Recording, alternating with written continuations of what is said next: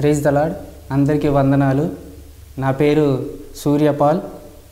నేను ఇప్పుడు దేవుని సేవలో వాడబడుచున్నాను. దేవుడు మహాకృపను బట్టి తన 17వ ఏటనే తన సేవకు పిలుచుకొని ఇంతకాలం నన్ను దేవుని సేవలో వాడుకొనిచున్నాడు. అందును బట్టి దేవునికి స్తోత్రాలు చెల్లిస్తున్నాను. ఈరోజు మనం చూసినట్లయితే క్రిస్మస్ అనగా క్రీస్తు ఆరాధన.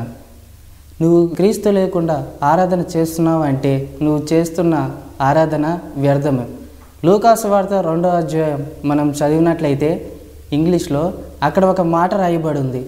ఏమిటంటే దేవుడికి రూమ్ అనగా ఒక గది. యేసుక్రీస్తుకి గది లేదండి. మరి ఎక్కడ పుట్టాడు? పశువుల తొట్టెలో తను పరుండబెట్టారు. ఎందుకు పరుండబెట్టారు?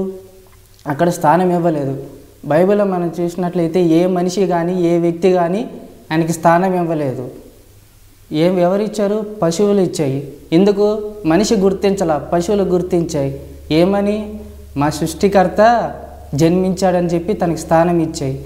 ఈరోజు మనిషి దేవునికి స్థానం ఇవ్వడం లేదు. ఎందుకు? తన అహాన్ని బట్టి, గర్వాన్ని బట్టి.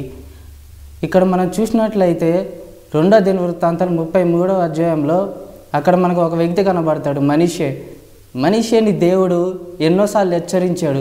మనిషే, నీ హృదయంలో నాకు చోటు ఇస్తే నేను నిన్ను ఈ దీవెన కాకుండా ఇంకా గొప్ప దీవెన నీకు ఇస్తాను అని మనిషికి చెప్తే మనిషి చెవిన పెట్టలేదు.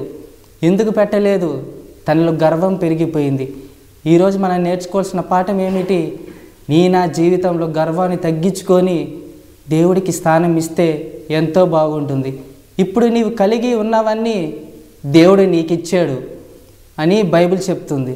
దేవుడు నీకు ఇస్తే ఆ సృష్టికర్తనే వదిలిపెట్టేసి సృష్టిని పూజిస్తున్న నీవు దేవుడు అంగీకరించగలడా? ఒకసారి మనం ప్రశ్నించుకుందాం. క్రిస్మస్ అనగా క్రీస్తు ఆరాధన. ఆ రోజు నువ్వేం చేయాలి? నా సృష్టికర్త జన్మించాడు అని చెప్పి నీ హృదయంలో ఏమి చేయాలి? నువ్వు నేను స్థానం ఇవ్వగలగాలి. ఆ స్థానాన్ని నువ్వు నేను ఇవ్వగలిగితే ఇప్పుడున్న స్థానం కంటే దేవుడు నిన్ను ఉన్నతమైన స్థానంలో నిలబెడతాడు. I wish you a very prosperous and happy Christmas to all you. May God bless you and may God bless our India.